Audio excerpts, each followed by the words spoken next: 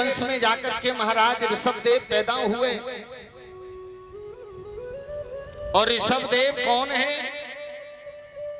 ऋषभ और कोई नहीं, जो श्रेष्ठ होता है वही ऋषभ होता है। जो सज्जन जन होते हैं उसी का नाम ऋषभ है।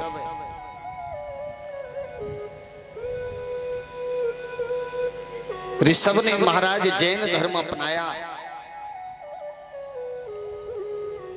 इनकी शादी इंद्र की लड़की जयंती के साथ में हो गई। 100 बेटा पैदा हुए। बड़े बेटे का नाम भरत है। भरत के नाम पर महाराज अजनाब खंड को भारत कहा गया। 3 ही भरत हुए महाराज।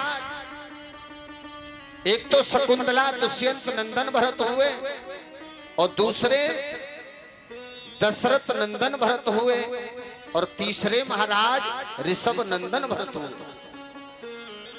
3 भरत हुए।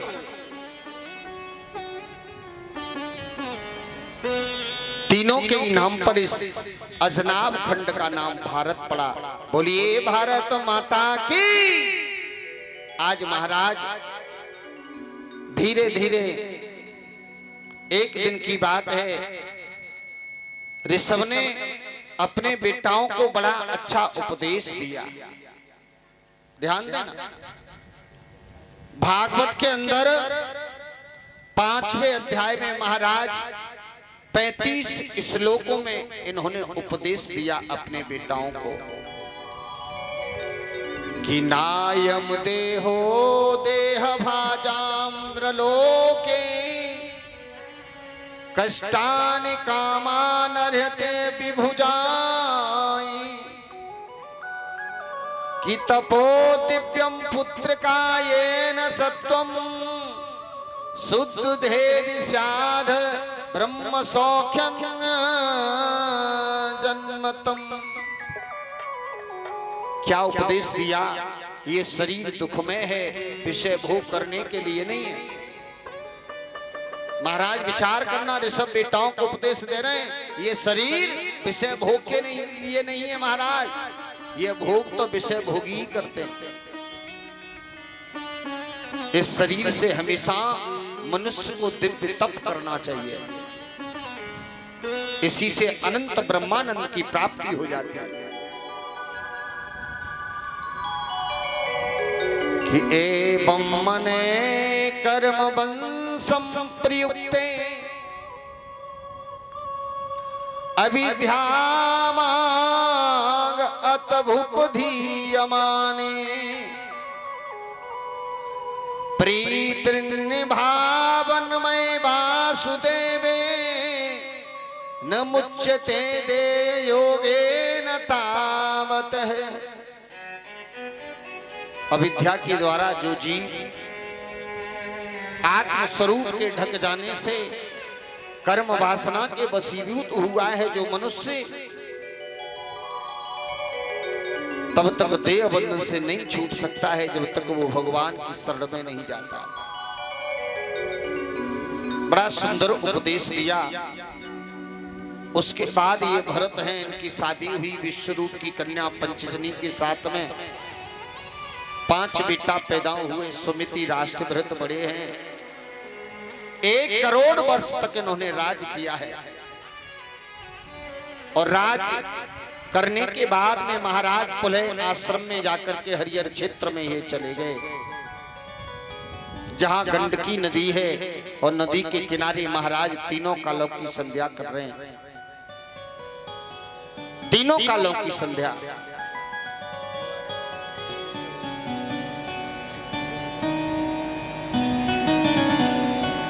सुबह की संध्या, दोपहर की संध्या, शाम की संध्या। और आप सभी लोग भी करते हैं संध्या। बड़े बूढ़े तो ज्यादातर करते ही है। सुबह की संध्या महाराज हमारे गुरुजी बताते थे कि सुबह की संध्या जब करो तो पूरब की दिशा में मुंह करके करो। और किसी देवता का ध्यान किया जाता है तो महाराज विष्णु जी का ध्यान करना चाहिए।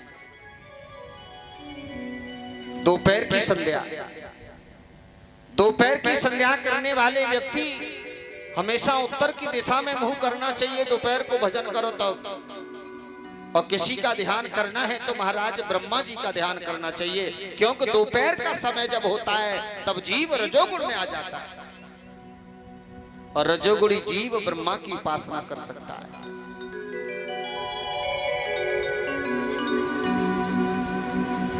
उसके बाद में शाम की संध्या, और शाम की संध्या हमेशा जब करो तो पश्चिम की तरफ मुंह करना चाहिए, और किसी का ध्यान करना है तो भगवान भोलेनाथ का ध्यान करना चाहिए। तीनों कालों की संध्या कर रहे हैं। उसी बीच में महाराज माला हाथ में है। हुआ क्या, एक घटना घट गई।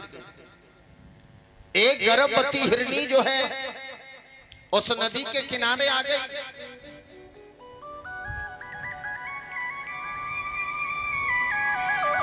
उसने सोचा मैं नदी को पार कर दूं।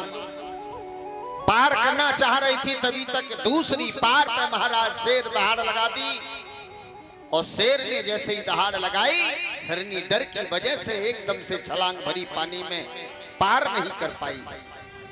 और जब पार नहीं कर पाई नदी को, उसी जल में ही महाराज उसका बच्चा छूट गया, गर्भ गिर गया जल में। और जब जल में गर्भ गिरा है, हिरनिया तो दूसरी पार पे जाकर के उसने प्राण छोड़ दिए। माताओं, मेरी भैया,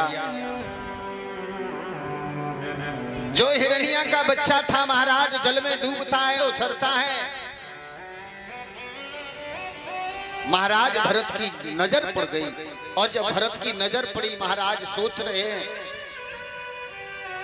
अगर मैंने ये बच्चा निकाला तो मेरा भजन खंडित हो जाएगा, और मैंने बच्चा नहीं निकाला तो ये बच्चा मर जाएगा। यही तो होता है धर्म संकट महाराज, धर्म संकट।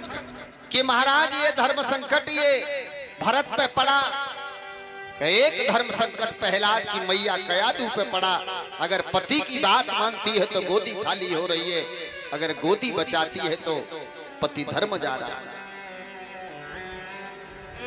लेकिन माताओं, जो गौड़ धर्म होते हैं उसको छिपा लेना चाहिए, प्रमुख धर्म है उसका पालन करना चाहिए, क्योंकि पत्नी के लिए सबसे बड़ा कोई धर्म होता है तो पति की आज्ञा का पालन करना, पुत्र की रक्षा करना बाद का काम है, पहले पति की रक्षा करना चाहिए। आज महाराज भरत जी सोच रहे हैं अगर मैंने इसको नहीं निकाला तो ये बच्चा मर जाएगा, अगर निकाल लिया तो मेरा भजन खंडित हो जाएगा, भजन में बाधा आएगी। लेकिन भरत ऐसा सोच ही रहे थे, मन में एक बात आ गई। क्या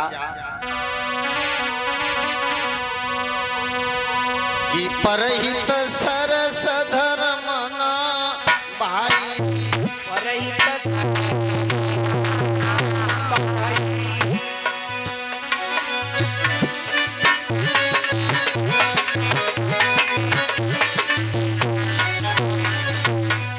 सोच रहे हैं भरत जी, परहित सरस धर्म नाम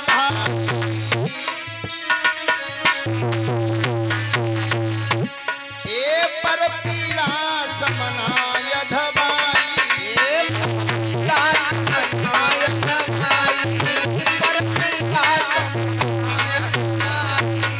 भरत जी सोच रहे हैं कि परहित सरस धर्म ना भाई, पर पीड़ा समनाय धबाई। दिमाग में बात आ गई कि परहित के समान दुनिया में कोई दूसरा धर्म है नहीं। और हम भी आपसे कह रहे हैं, पूरी कथा का, पूरे जीवन का अगर कोई सार है तो एक ही चौपाई है महाराज, यही है। माताओं, अगर जीवन में सुख की कामना करती हो, मेरे भैया, अगर आप दुखों से बचना चाहते हो तो एक बात आपको गांठ बांधनी पड़ेगी, दूसरों को दुख देना बंद कर दो। ये गारंटी की बात है, आपका दुख बंद हो जाएगा। लेकिन दूसरों के तो सोच रहे हैं कि किसी भी प्रकार से अपने सुख की तो कामना कर रहे हैं, लेकिन पड़ोसी अपने खास भैया को हमेशा यही सोच रहे हैं ये कैसे भी दुखी बना रहे हैं। आज संसार में परहित की तो कमी हो गई चाचा। परहित, जिस जीव ने संसार में परहित करना सोच लिया, आपको कहीं जाने की जरूरत नहीं है, न भगवान की कथा, न मंदिर, कोई चीज नहीं, सिर्फ आप परहित करना जान जाओ माताओं। आपकी जितनी सहायता बने। अब आप सोच रही होगी परहित होता क्या है? परहित ये होता है जैसे द्वार पर कोई भूखा आया है और हकीकत में वो भूखा है, और आपके पास मात्र 4 ही रोटी है पेट भरने के लिए, उस 4 में से अगर आपने 2 दे दी तो ये परहित होता है। लेकिन आजकल रोटियां भी लोग किसको खिलाते हैं मेरे भैया? रोटियां भी कम खिलाते हैं। अगर घर में 4 रोटी बच रही हैं और सोच रहे हैं ये सुबह खराब हो जाएंगी, तो सोचते हैं कोई आ जाए तो ये 4 खिला दो। और लोग कहते भी, मैंने सुना है लोगों को कहते, मैंने देखा है, कहते भैया तुम भले आए गए यार, तुम भले आए गए, जे रोटी धरी है यार तुम खाए ले, और न जे बच गई कोरे में। आप विचार करिए, ये परहित नहीं होता है। परहित तो वो है अगर आपके पास 2 रोटियां हैं और समय पे कोई भूखा आपके सामने खड़ा है तो उसमें से 1 रोटी उसको पकड़ा दो, ये परहित होता है। ऐसा नहीं आपके पास खजाना, ये परहित होता है। किसी को प्यास लगी है, उसको चाहे कितना भी पैसा दे देना, वो परहित नहीं है। प्यासे को पानी से ही उसकी पूर्ति हो सकती है। पर पीड़ा का मतलब होता है दूसरे को कष्ट देना। लेकिन आज की दुनिया में महाराज सबसे ज्यादा